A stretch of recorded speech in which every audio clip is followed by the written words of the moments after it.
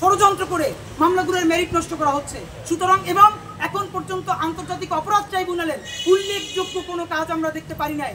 আমি নাম বলবো না, একজনের কথা বলছি, যিনি এই আন্তর্জাতিক অপরাধ ট্রাইব্যুনালের একজন প্রসিকিউটর। তিনি আমাকে বলেছেন আমাদের সাথে যা পুলিশ দেওয়া হয়েছে এর চেয়ে 60 বছরের বৃদ্ধ মানুষের শক্তি বেশি। একটা ধ্বজভঙ্গ ফোর্স তাদেরকে দেওয়া হয়েছে, তারা কোনো ভালো করে কাজ করতে পারছেন না। সুতরাং বাংলাদেশের জুলাই গণহত্যার বিচারের সাথে বাংলাদেশের ইনসাফ এবং স্বাধীনতা রক্ষার স্বার্থে অতি দ্রুত আন্তর্জাতিক অপরাধ ট্রাইব্যুনালকে সমস্ত ধরনের কলঙ্ক মুক্ত করতে হবে।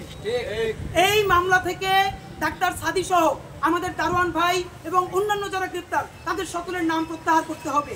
আন্তর্জাতিক অপরাধ ট্রাইব্যুনালকে শতভাগ কলঙ্ক মুক্ত করে নতুন করে একে অ্যাকশনে আনতে হবে। এবং আপনাদের মাধ্যমে আমরা জানতে চাই এই কাজগুলো যারা করেছে অনতিবিলম্বে তাদেরকেও খুঁজে কেন এরকম মিথ্যা মামলা দেওয়া হলো তাদের বিরুদ্ধে ব্যবস্থা গ্রহণ করতে হবে। এ পর্যন্ত আমরা এজাহার রেখেছি, আপনারা এখান থেকে নিতে পারবেন, কোনো প্রশ্ন থাকলে জিজ্ঞেস করতে পারেন। হলো মোরালিটি, আর একটা আছে মেডিকেল ইথিক্স। আমার এখানে অনেক ডাক্তার বন্ধুরা আছেন, আমি তাদের সাথে খুব ভালো করে কথা বলে তারপরে বলছি। বাংলাদেশে মেডিকেল ইথিক্সে ডাক্তারের স্বাধীনতা দেওয়া আছে, তার পেশেন্টকে পিক করতে পারবা, তাকে সে ট্রিটমেন্ট করবে কি করবে না। এরপরেও তার ভিতরে যদি নিয়ে যাওয়া হয় তখন একটা মেডিকেল ইথিক্সের কথা আছে।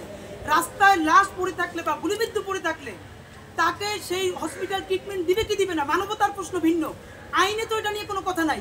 সুতরাং যদি এমনও হতো যে সে চিকিৎসা চেয়েছে, বাইরে পড়েছিল, তবুও তো এটা মোরাল গ্রাউন্ড এক জিনিস আর মেডিকেল ইথিক্স আর এক জিনিস, আইন তো আর এক জিনিস। আইন তো এটাকে কভার করে না। তাহলে কোন ষড়যন্ত্রের অংশ হিসেবে তার স্ত্রী বলছে যে গুলি লাগার সাথে সাথে মরে গেছে, আর জোহা এসে বলছে যে না সে ওখানে ট্রিটমেন্ট নিতে গেছে, তারপর তাকে ট্রিটমেন্ট নিতে হয় নাই। জোহাকে এসে ব্যাখ্যা করে বলতে হবে এইটা কি আমাদের শহীদ ইসমাইল ভাই তাকে বলেছে যে আমি ওইখানে যাওয়ার পর মরে যাই তারপর আমার দরজা খুলে নাই, আপনারা আমি বলে গেলাম বিচার কইরেন। যদি সেইটা জোহাকে বলেই যায় তাহলে জোহা গত 5 মাসে সেইটা করে নাই কেন? এই উত্তর জোহাকে দিতে হবে, আর নইলে জোহাকে আন্তর্জাতিক অপরাধ ট্রাইব্যুনাল থেকে অনতিবিলম্বে পদত্যাগ করতে হবে। আমার প্রশ্ন কিন্তু এটা ছিল, তারা সবথেকে ভালো আইসিসি ট্রাইব্যুনাল আছে তো, আদালত আছে তো, এই জন্য তারা ডকুমেন্ট নিবে তো। মানে এটা তো আমরা বিচার করবো না, কিন্তু তাহলে বিচার ব্যবস্থাটা কিসের জন্য আছে এটাই আমরা চাই। তারা এরকম যদি কেউ চিকিৎসা অবহেলা করে থাকে তাহলে সেটার বিরুদ্ধে ব্যবস্থা নেওয়া চায়, এবং ডেল্টা হসপিটাল আমাদেরকে বলেছে তারাও চাই এটার বিরুদ্ধে ব্যবস্থা নেওয়া হবে। অবশ্যই ব্যবস্থা নেওয়া হবে এটার বিরুদ্ধে, আমরা তো এটার পক্ষে। ঠিক দেখেন, আমরা পিনাকি ভট্টাচার্য দাদার নাম না বলেই আমরা বলেছি এই আন্দোলনের অন্যতম স্টেক হোল্ডার, যেমন জুলকারনাইন সাহের ভাইও বলেছেন, পিনাকি ভট্টাচার্য দাদাও বলেছেন, ওনারা সবাই বলেছেন। ওনাদের প্রতি সম্মান রেখেই বলছি, ঠিক ওনারা যে কারণে চান যে জোহাকে এখন ডিস্টার্ব না করে কাজ করতে দেওয়া উচিত, আমরাও চাই বৃহত্তর জুলাইয়ের বিচারের স্বার্থে জোহাকে প্রসিকিউশন টিম থেকে সরিয়ে নজরবন্দি রেখে তাকে দিয়ে এই কাজগুলো করানো উচিত।